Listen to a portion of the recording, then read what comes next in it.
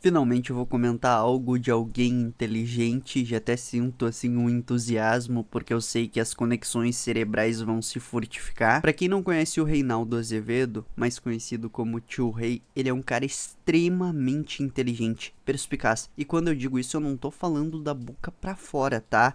Eu não falo com base no que eu acho, mas eu já vi com os meus próprios olhos professor Olavo fazendo elogios ao Reinaldo. É dentro desse livrinho aqui, o mínimo que você precisa saber para não ser um idiota. Tu nunca vai conseguir comprar porque ele não foi reeditado, porque o professor Olavo e o cara que fizeram esse livro, que foi um cara que organizou esse livro, aí depois o Olavo e esse cara brigaram, então não existe mais como comprar. Ah, e adendo posterior. Existe esse elogio ao Reinaldo no passado, em que o Olavo realmente elogiava, dizia que era um grande escritor, escrevia maravilhosamente bem, e depois existe o Olavo falando mal dele. O Reinaldo Azevedo, que a vida inteira, isto é, realmente desde que ele começou no jornalismo, defendeu o lado liberal, em algum momento da história vazaram alguns documentos a respeito dele e aí ele se tornou totalmente outra pessoa. Tipo assim, do dia pra noite ele foi de liberal, temos que defender a liberdade de expressão, a liberdade individual. Aí vazam os documentos esquisitos e aí ele, não, a gente tem que ter o Estado atuando de forma melhor, a gente tem que aumentar, esse Estado democrático está correndo perigo. Tipo, do dia pra noite. Isso, é claro, pra mim não desfaz a minha percepção de que ele é um homem inteligente. Inclusive, eu tenho uma memória muito boa em relação ao Reinaldo Azevedo, porque mais ou menos por um ano eu fiquei ouvindo ele. Lá na gestão Bolsonaro, antes já de acabar, eu ia pra academia cedinho. Aí, antes de sair de casa, eu baixava o É da Coisa, que é o programa em que o Reinaldo comenta as notícias, e o Pingo nos Is, que é o programa da Jovem Pan. Então, eu vi uma hora o Reinaldo Azevedo batendo em uma decisão do Bolsonaro, outra hora a Jovem Pan elogiando a decisão do Bolsonaro. Foi mais ou menos nessa época que eu percebi: nossa, o mundo é muito doido e cheio de pessoas convictas, todo mundo acha que tem razão e embasa seu conhecimento e eu não sei quem tá certo. Bom, o que a gente vai assistir aqui e comentar é Reinaldo, extremo colunismo contra Alexandre tenta mobilizar até Pablo Marçal. Minhas caras, meus caros, sabe aquele negócio que circula nas redes, ou para que tá feio? Né? Há coisas realmente que são do balacobaco. Né? Vamos lá. Alexandre de Moraes não retirou do Pleno do Supremo a decisão sobre a suspensão da X, da rede X. E ele não retirou porque não poderia ter retirado de um lugar aquilo que lá não estava. O referendo à sua decisão, né, liminar, era da primeira turma. E ele poderia, se quisesse, ter mandado para o Pleno. Não mandou. Mas era da primeira turma. E na primeira turma nós vimos 5-0. Oh, mas isso gerou descontentamento? Que descontentamento de quem? Um dos exemplos que eu posso citar de descontentamento é o ex-ministro do STF, Marco Aurélio de Mello. Ah, mas a opinião dele não vale por isso, porque aquilo. Ah, mas é só um. Eu entendo esse argumento de que são poucas pessoas que estão descontentes. Eu mesmo tô bem feliz, tomara que tudo que seja do Elon Musk saia desse país. Mas vejamos bem, é muito difícil atuar contra o poder. Eu mesmo não tenho críticas públicas a nenhum sujeito poderoso. A Lula, a Bolsonaro, a Alexandre, a Pablo Marçal, ninguém. Quem em sã consciência desafia o poder? O poder é literalmente a capacidade de influenciar ou mandar em pessoas, situações e resultados.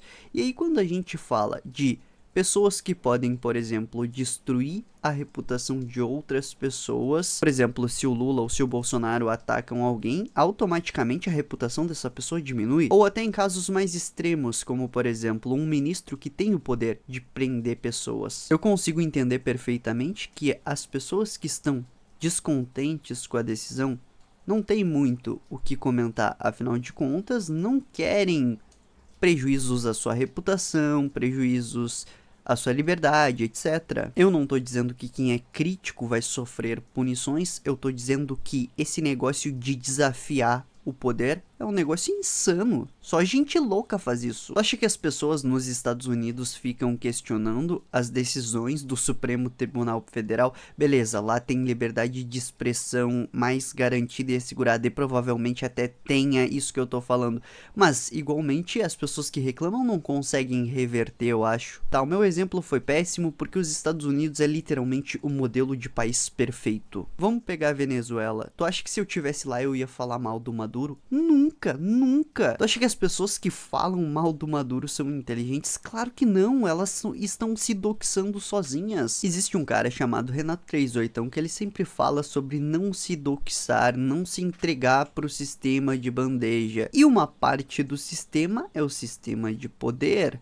Aquele que decide sobre o futuro das situações, pessoas, resultados, etc. E é óbvio que se tu peita o Homem de Ferro que tá irado, ele vai te partir em 3. O STF como instituição por si só é um homem de ferro, porque assim, eles não se curvam a literalmente nada, eles não estão subordinados a nada, eles são o Supremo Tribunal Federal, é o Supremo, é o excelso nível por natureza. Então, não tem o que tu questionar. Eu mesmo não questiono. Todas as decisões do STF são acatadas e aceitas. Ponto final. Então, eu entendo que quem são esses descontentes? Bom, não tem como as pessoas chegarem e se pronunciarem. Não, sou eu. Ora, vai se doxar sozinho? Tá doido?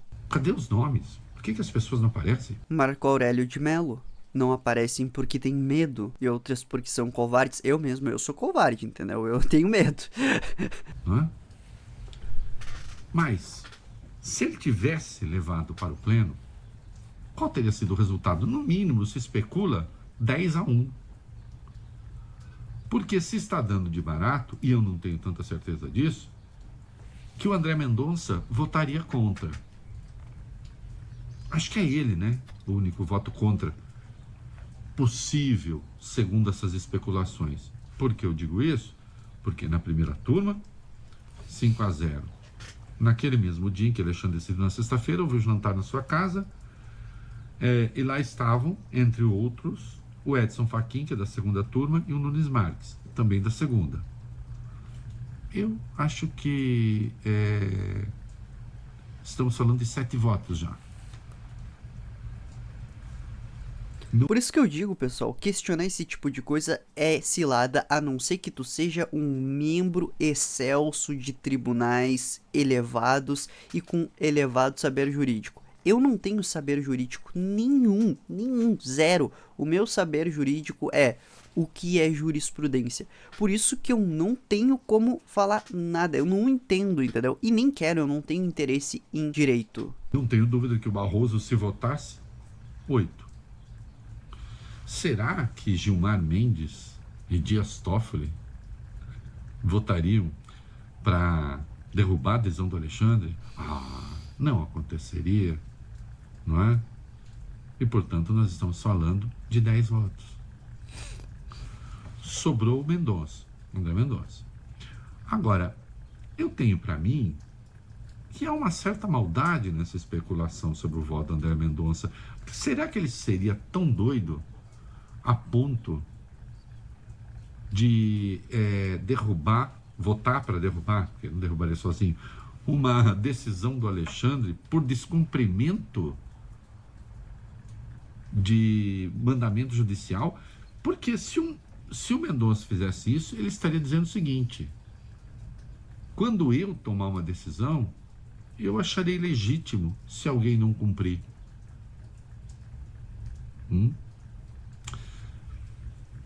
Por isso que eu acho que isso é fofoquinha, não informação. As coisas vão assumindo dimensões ridículas. Vai Pablo Marçal dar uma certa entrevista, tem lá alguém notoriamente adversário do Supremo, né? E incita uma pessoa como Pablo Marçal, com o seu passado, com as suas vinculações, com as suas postulações, incita esse cara a atacar Alexandre de Moraes. como a dizer, você não é reacionário bastante, hein? Você não é bolsonarista o bastante. Você não é direitista o bastante. Aqui só tem duas opções sobre essas afirmações do Reinaldo Azevedo. Número 1, ele tá sendo mau caráter e agindo de má fé, porque ele sabe no fundo que não é para dizer que o Marçal não é de direita, não é reacionário bastante. E segundo, talvez, isso aqui é só talvez, eu não vejo homens assim cometendo esse tipo de erro, mas talvez ele não tenha prestado atenção na entrevista do Marçal e afirmou bobagem. Eu vou explicar por quê. A jornalista militante chegou pro Pablo Marçal e perguntou claramente: e aí, tu não vai falar do Alexandre de Moraes, tu tem medo dele? Tentando fazer o Pablo falar algo a respeito e ser obviamente caçado pela lei. E quando o STF decide algo, pode ser bilionário, pode ser trilionário, tu vai preso igual, porque STF significa o poder máximo, porque é o Supremo Tribunal Federal, entendeu? Então a jornalista militante tentou fazer uma maracutaia, tentou fazer um planinho ali chulo, para que o Marçal caísse e falasse mal, né, do Alexandre. E não houve nenhuma conotação de você não é bolsonarista o suficiente, direitista o suficiente, reacionário o suficiente. Aliás, sabe o que significa reacionário? Existe um negócio chamado revolucionário. O revolucionário é o sujeito que quer destruir o Estado e implantar o comunismo ou um socialismo ou socialismo utópico, alguma bobagem. E aí o reacionário, que eles colocam como termo pejorativo, é o cara que reage contra o revolucionário, só para deixar isso claro. Inclusive, o senhor Reinaldo Azevedo foi um dos, se não até o maior reacionário da história do país por longos anos, porque ele sempre foi contra o projeto socialista e agora fala de forma pejorativa, como se o passado dele não fosse lembrado pelas pessoas que acompanharam. Enfim, me parece mesmo que ele tá agindo de má fé, porque não pode ser normal falar isso. Querendo arrancar de Marçal a afirmação de que Alexandre é um ditador. Hein? Quando se tenta o auxílio de Pablo Marçal para fazer carga contra Alexandre de Moraes, a gente se dá conta da delinquência que está contaminando esse ambiente. E prossegue o papo furado de que o bloqueio das contas da Starlink seria ilegal. Bom, mas aí nós teríamos que declarar a ilegalidade do artigo 50 do Código Civil. As pessoas podem não gostar da decisão, mas é preciso ter uma decência mínima para fazer, então, um debate técnico. Primeiro, que pessoas que não gostariam? Todo mundo gosta das decisões, tá? Segundo, que esse debate técnico poderia ser promovido por qual órgão? Indivíduos que querem desafiar o poder para serem chamados de reacionários, direitistas, bolsonaristas? Pelo amor de Deus, aí não faz nenhum sentido, né? Eu sou a favor do debate em 100% das ocasiões, só que a proposta do Reinaldo é ridícula. Quem em sã consciência vai se apresentar para algo que pode ou não ferrá-lo? Não faz nenhum sentido, só se a pessoa não leu as 48 leis do poder. Em vez de classificar de ilegal aquilo que está claramente amparado na lei. É isso aí. Bom, pessoal, esse foi um vídeo um pouquinho mais chato, um pouquinho mais técnico, houve algum ou outro debate. Pessoal, é muito importante que vocês que têm medo do poder, de se expor, etc., de ganhar dinheiro, do que for que seja, aprendam a criar estratégias. A única forma de se proteger para que no futuro haja um futuro melhor é vocês aprendendo estratégias. E para isso, vocês podem clicar no primeiro link da descrição e entrar no Renascer dos Estrategistas, tá?